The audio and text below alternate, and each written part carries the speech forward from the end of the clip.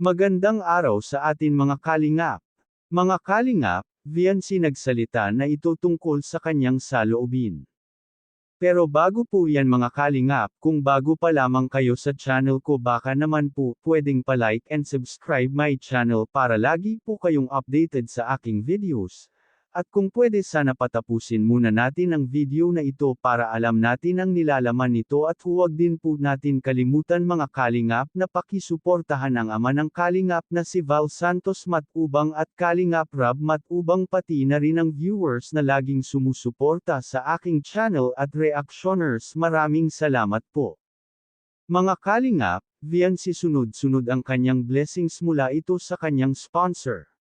Maging ang kanyang mga kapatid ay binigyan din ito ng mga sapatos at binigyan din ang kanyang magulang ng gamit para gamitin ito sa pangnegosyo para makapagsimula.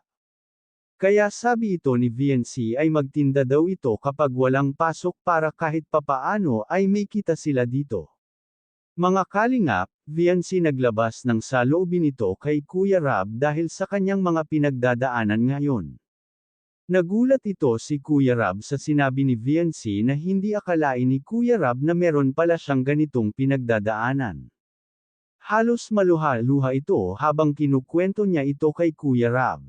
Marami daw ito mga basher si Viancy mga kalingap na mismo pa daw ito sa kanya nag-chat na kung ano-ano daw ang mga sinasabi sa kanya. Pero hindi na lang daw niya ito papatulan. Kaya sabi ito ni Viancy ay dahil sa ginagawa o sinasabi sa kanya ng mga bashers ay lalo siyang tumatag at yun ang kanyang panghahawakan para matupad ang kanyang pangarap.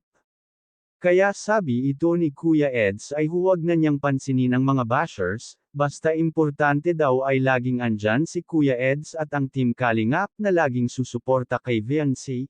Kaya mga kalingap ibang na lamang ito ni Kuya Ed si Viancy para makalimutan ang lungkot kaya kinantahan niya ito si Viancy at nagbonding ang dalawa na kumanta, kaya ang mga K-boys ay lalong kinilig ang mga ito habang nagkantahan ang dalawa. Kaya mga kalingap, hanggang dito na lamang po ang update natin para kay Viancy. Maraming salamat po. Thank you for watching and God bless us all.